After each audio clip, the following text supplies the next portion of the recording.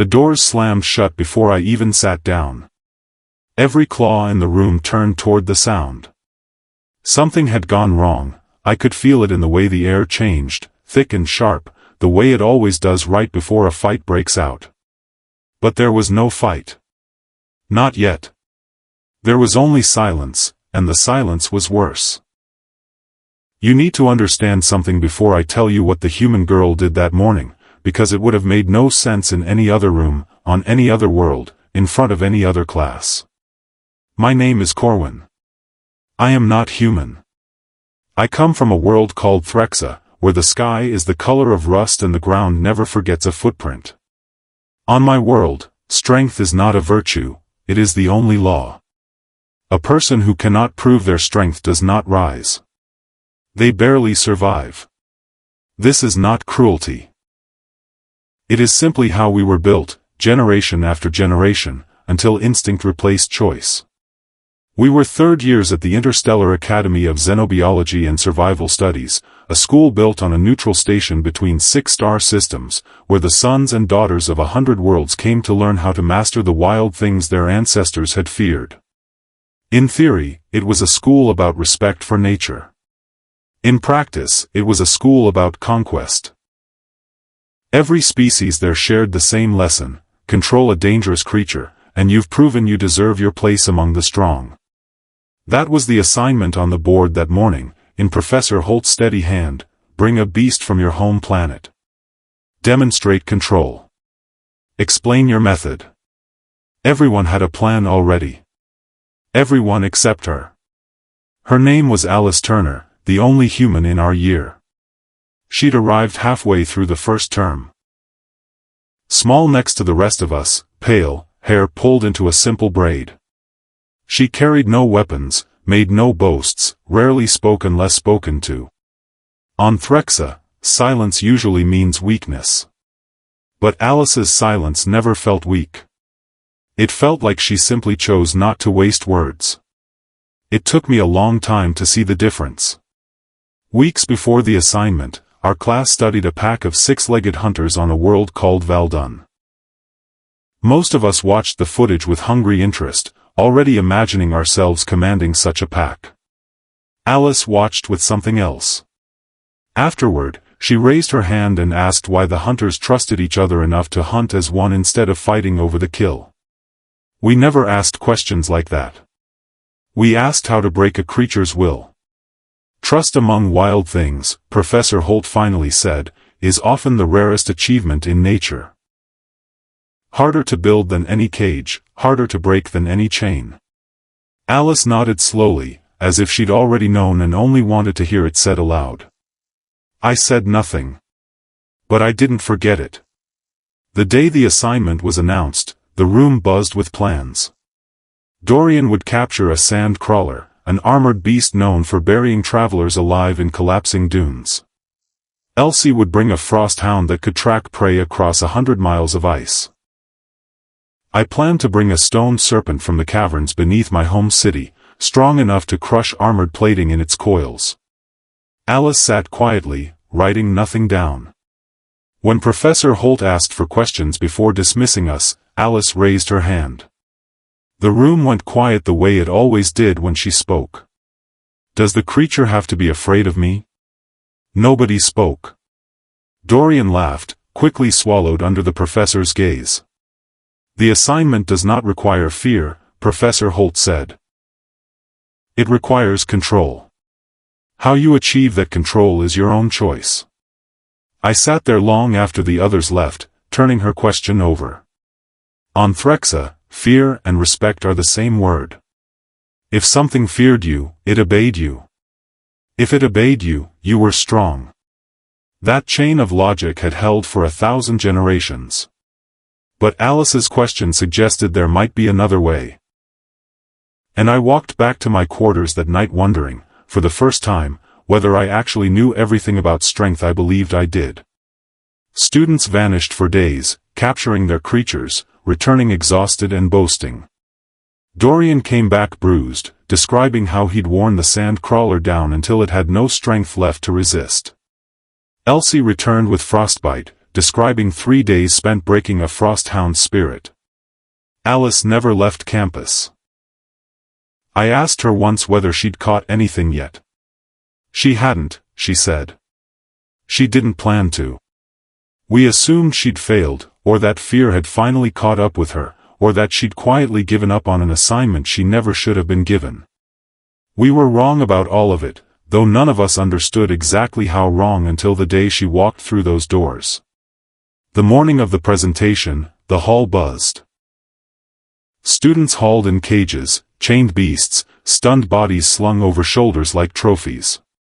Dorian went first, the sand crawler dragged in on thick chains, its small black eyes darting with panic, a low grinding sound vibrating the floor. He described tracking it for 2 days, breaking it through exhaustion. The class murmured approval. I clapped along, though the crawler's darting eyes stayed with me longer than they should have. It didn't look tamed. It looked exhausted and afraid. I told myself that was simply what control looked like. Each time, the thought felt a little less convincing. Elsie's frosthound came next, chain wrapped around its neck, teeth bared in a silent snarl, eyes fixed on the floor the entire time. Then Bastion's creature, hissing beneath a metal muzzle. Then Freya's, sedated in a reinforced box. Every presentation followed the same shape: struggle, force, submission, pride. I brought my stone serpent near the end, coils wrapped in reinforced binding, and spoke about the 3 attempts it had taken to corner it. The class listened with real respect, and I felt the familiar warmth of pride, the same warmth every student before me had felt. But I kept glancing at the door. Alice wasn't there. Dorian suggested loudly she'd failed and was too embarrassed to show up. Elsie wondered if she'd been hurt. Bastion laughed that maybe she'd finally realized she didn't belong. I said nothing, but I noticed something strange in myself, not satisfaction, but worry. The final presentation before the break ended, and the room settled into its usual restless hum. That was when the doors opened again. No chains. No cage. No assistants dragging something across the floor. Just Alice, walking calmly through the doorway, and on her shoulders, curled peacefully against the sides of her neck. 2 small creatures I recognized instantly, though recognizing them did nothing to explain what I was looking at. Cathrex cubs. A species so dangerous most instructors refused to bring even a specimen into a classroom. Adults killed handlers who tried to tame them, no matter how skilled. Even cubs were considered too unpredictable for casual contact. And here they were, asleep against a human girl's shoulders.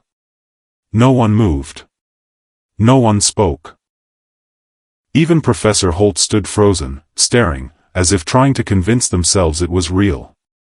Alice stopped near the center of the room and offered a small, apologetic smile. "I'm sorry I'm late," she said. They were sleeping, and I didn't want to wake them. Then the room erupted. Dorian demanded to know how she'd gotten anywhere near a Cathrex without being torn apart. Elsie's hand drifted toward her frosthound's restraint controls, some old instinct sensing danger even though the danger in question was fast asleep. Bastion insisted it had to be a trick. No Cathrex would let itself be carried like a toy unless drugged half to death. Alice didn't defend herself the way I expected. She simply stood there, one hand resting on the smaller cub's neck, waiting for the noise to settle. Professor Holt stepped forward, studying her with an expression I'd never seen on that ancient face before, not anger, not curiosity, but something closer to fear. Fear of what it meant, maybe. Fear of how completely it broke a century of teaching. How did you bring 2 Cathrex cubs into this room without restraints, without sedation, and without a single injury? I didn't need any of those things, Alice said. She hadn't captured them, she explained. She'd found them weeks earlier, starving, alone in a remote forest. She had never once tried to subdue them the way the assignment expected. That answer made the room worse, not better. Dorian demanded to know how any of us were supposed to believe two apex predators had simply allowed a human girl to carry them into a room full of strangers without a flicker of aggression. I studied the cubs more closely as the shouting continued. Deep gray fur, faint silver markings, already carrying the claws and jaw structure that made adult Cathrex so feared. Even asleep, something dangerous was coiled just beneath their stillness. And yet they slept, undisturbed by any of it, undisturbed by anything except the rhythm of Alice's breathing beneath them. Elsie finally asked, quieter than the others, whether Alice was afraid, standing there with two predators against her body. No, Alice said. Because fear had never been part of how she related to them, not from the first day. She'd chosen not to treat them as something to conquer, and that choice shaped everything after. Dorian cut in, sharper now. This whole display was an insult, he said. The rest of the class had spent days tracking and physically subduing dangerous creatures at real risk, while Alice expected the same credit for finding two orphaned cubs and letting them nap on her shoulders. The room murmured agreement. For the first time, something flickered across Alice's face that wasn't calm, not anger, but patience being tested. Everyone in this room, she said, had proven they were strong enough to force a wild creature into submission through fear and exhaustion. She didn't doubt that took courage. But what she'd done was different, not less effort, but a different kind of effort. Anyone patient and strong enough could eventually force an animal to stop fighting. Very few people tried to earn its trust instead, because trust couldn't be forced or rushed, and it offered no guarantee of success no matter how much you gave it. When she found the cubs, they'd already lost everything familiar to them. If she'd approached the way the rest of the class approached their creatures, she believed both would have fled into the wilderness and died, or attacked her the moment she came close. So she'd chosen to wait. She explained it from the beginning. Weeks before the assignment, on a permitted solo trip into a forest reserve, she'd heard a thin, broken sound, nothing like a healthy predator's call. Following it, she found the two cubs tucked beneath the roots of a fallen tree, hungry and alone. Nearby was what remained of their mother. The room went very still. Poachers, Alice said. Hunters who'd entered the reserve illegally to kill adult Cathrex for fur sold on black markets, taking what they wanted without noticing, or caring, that two cubs had survived. Professor Holt's expression darkened. Such operations, the professor said quietly, were not unheard of near several systems represented in this very classroom. I felt something uneasy settle in my chest that didn't leave easily. Alice had known she couldn't leave the cubs there, and known just as clearly she wasn't authorized to simply take them. She reported the sighting, as the rules required. But she couldn't walk away in the meantime. So she returned every day. At first she kept her distance, sitting at the edge of a clearing, leaving food without pushing closer than the cubs allowed. For days they wouldn't approach at all, watching from the shadows, vanishing for hours before returning once she'd gone still. But the food began disappearing while she watched rather than only after she'd left. The cubs emerged earlier each visit, their bodies carrying less tension. Nearly 2 weeks in, the smaller cub crept close enough to sniff the edge of her boot before darting back. That moment mattered more than she could explain, not because the cub had done anything remarkable, but because it was a choice. Without force. Without fear. The cub had chosen, on its own, to close a small piece of the distance between them. Progress never came in a straight line. Some days the cubs were eager, other days some old instinct pulled them back into caution. She learned to let them set the pace, resisting every urge to hurry something that couldn't be rushed without unraveling everything already built. There had been dangerous moments, she admitted when Professor Holt asked. A warning growl, teeth bared in a way that reminded her exactly what she was dealing with. She'd learned to give the cubs space in those moments rather than push through. She wasn't trying to convince them that fighting her was pointless. She was trying to show them, patiently, that she was never going to be a threat at all.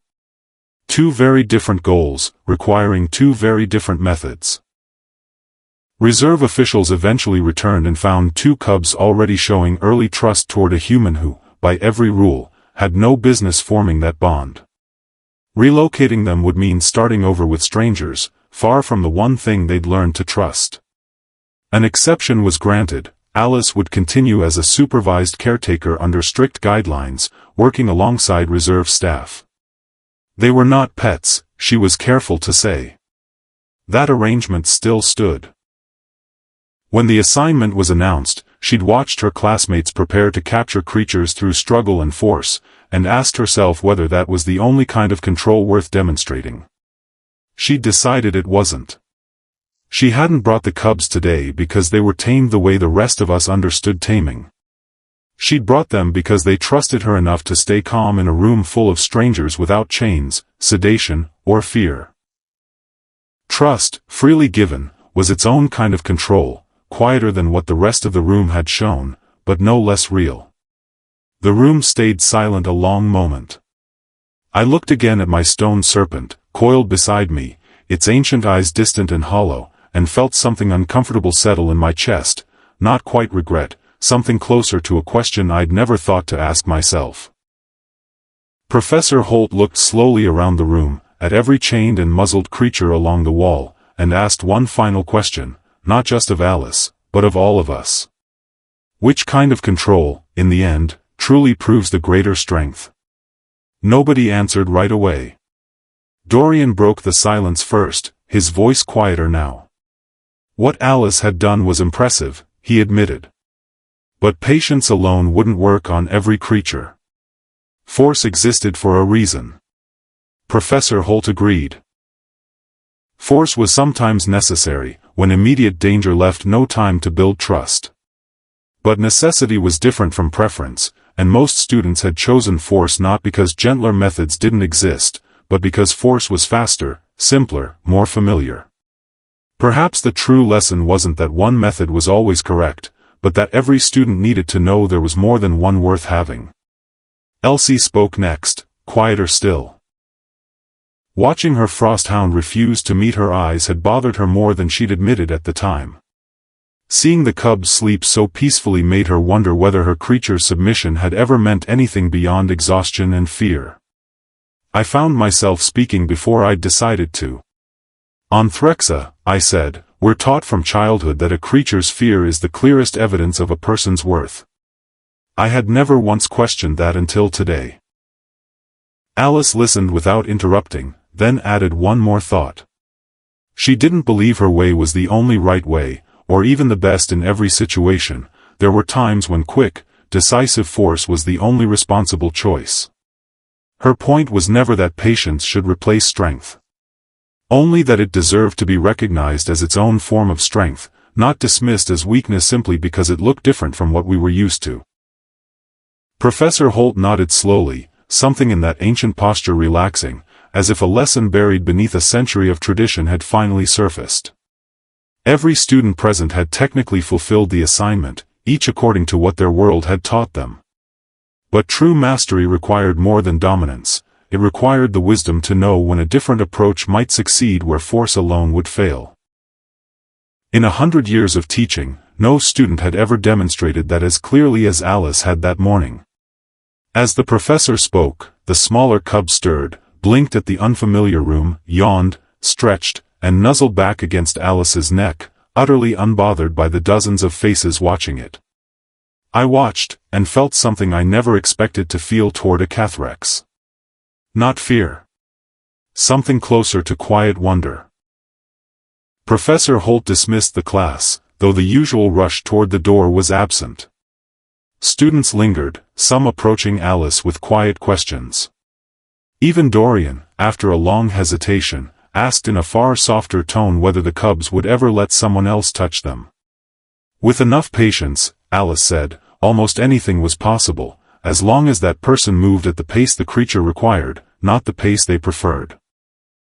Dorian nodded, and for the first time since I'd known him, he looked less like a boy eager to prove his strength and more like someone quietly reconsidering everything he thought he understood about it. I stayed behind, watching Alice gather her things, the cubs still draped over her shoulders. I asked whether she'd known from the beginning how differently her approach would be received. She'd expected confusion, she said. But she'd decided long before the assignment that she'd rather demonstrate something honest than perform something impressive just to match everyone's expectations. I asked, finally, why she'd answered Professor Holt's question the way she had, weeks earlier, whether the creature had to be afraid of her. She smiled slightly, adjusting the smaller cub against her shoulder as it drifted back toward sleep. Somewhere along the way, she said, I came to believe fear and respect, even when they overlap, are never really the same thing. Fear can force a creature to stop fighting you. Only trust can make it choose to stay beside you, when it had every chance to leave. I walked with her partway to the dormitories, saying little, thinking a great deal. My stone serpent had already been returned to its holding facility, coiled behind reinforced walls, waiting for whatever the academy would decide once the assignment was graded. For the first time since capturing it, I wondered if there had been another way, slower, harder, less certain, that might have led somewhere other than fear pressed down beneath heavy chains. I didn't have an answer that night. I'm not sure I have a complete one even now, months later. But I remember clearly the image of those two small cubs, sleeping peacefully against Alice's shoulders, undisturbed by chains, undisturbed by fear, undisturbed by anything except the simple certainty that they were safe. And I remember thinking, as I watched them disappear down the corridor beside her, that perhaps the greatest strength any of us could ever show isn't the ability to make something powerful bow beneath us. Perhaps it's the patience to earn something powerful's trust instead, and the humility to understand that the second kind of strength is, in every way that matters, the harder one to achieve.